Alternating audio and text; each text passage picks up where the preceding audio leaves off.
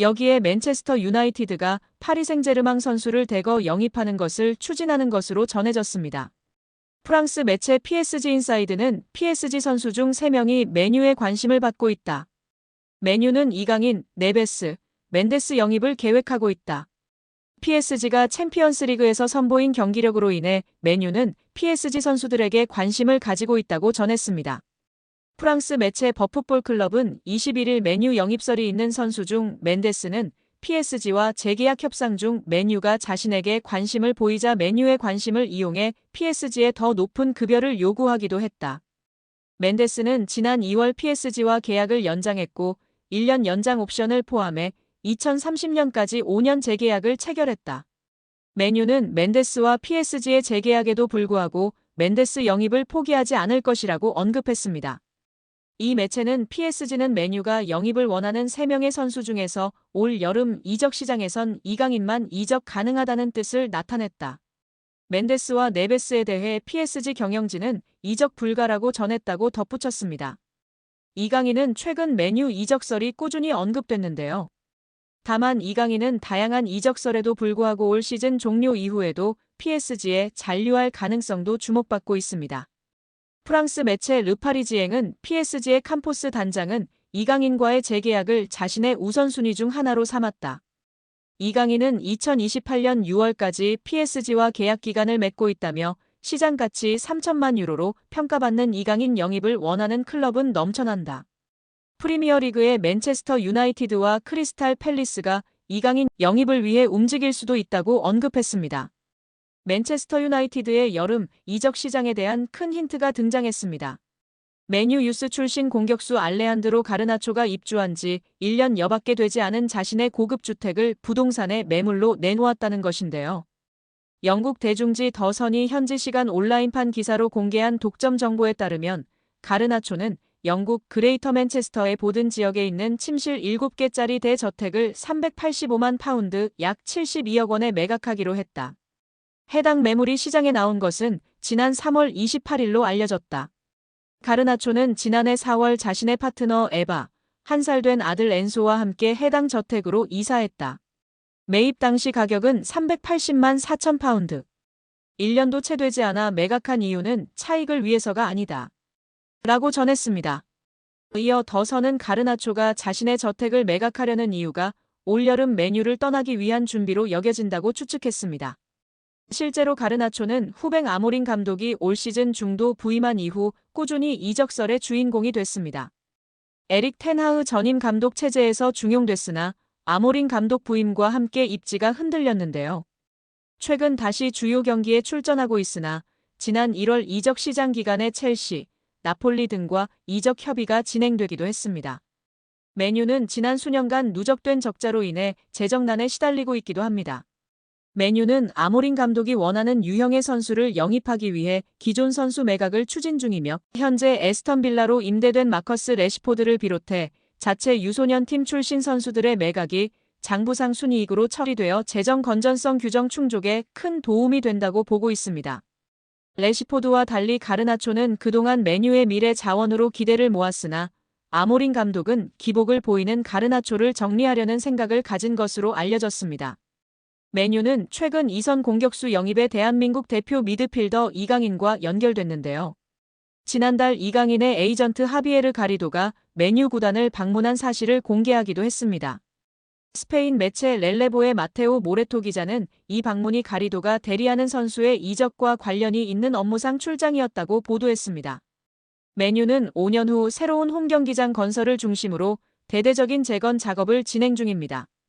짐 래클리프 구단주는 이 과정에서 아모린 감독을 적극 지원하고 여름 이적 시장에 선수 영입을 위해 구조조정을 진행 중이라고 밝혔습니다. 아시아 시장 마케팅 효과를 위한 이강인 영입 가능성이 유럽 현지에서 제기되고 있는 가운데 이강인과 포지션이 겹치는 가르나초의 이적설은 주목할 만한 상황이라는 평가입니다.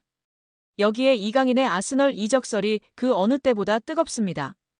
이미 프랑스 현지에선 파리 생제르맹이 이강인의 이적을 승인했다는 보도까지 나오고 있는 가운데 공신력 높은 매체에서도 이 소식을 조명하며 화제입니다. 글로벌 스포츠 매체 디 애슬레틱은 아스널은 PSG의 완전 이적 옵션이 포함된 임대 제한을 고려하고 있다. PSG가 이를 수락할 경우 구체적으로 움직일 예정이다라며 이강인은 모든 공격 포지션을 소화할 수 있으며 미드필더까지도 가능하다라고 보도했습니다. 프랑스 매체 푸실은 이미 PSG가 이강인의 여름 이적을 승인했다는 보도까지 내놨습니다. 매체는 PSG의 스타가 자신의 라커룸을 비울 예정이다라며 최근 아스널은 이강인의 영입을 원했다. PSG는 이강인의 이적을 승인한 상태다. 이강인은 PSG의 최고의 선수 중 한 명이지만 그럼에도 불구하고 실망스러운 성적을 보인 뒤 다가오는 여름팀을 떠날 것으로 보인다라고 전했습니다. 이제 아스널이 제안할 이적 조건까지 명확하게 언급될 정도로 구체화되고 있습니다. 이번 여름 이강인의 잉글랜드 프리미어리그 입성이 막연한 꿈이 아닐 가능성이 점점 커지고 있는 상황입니다. 구관이 명관입니다.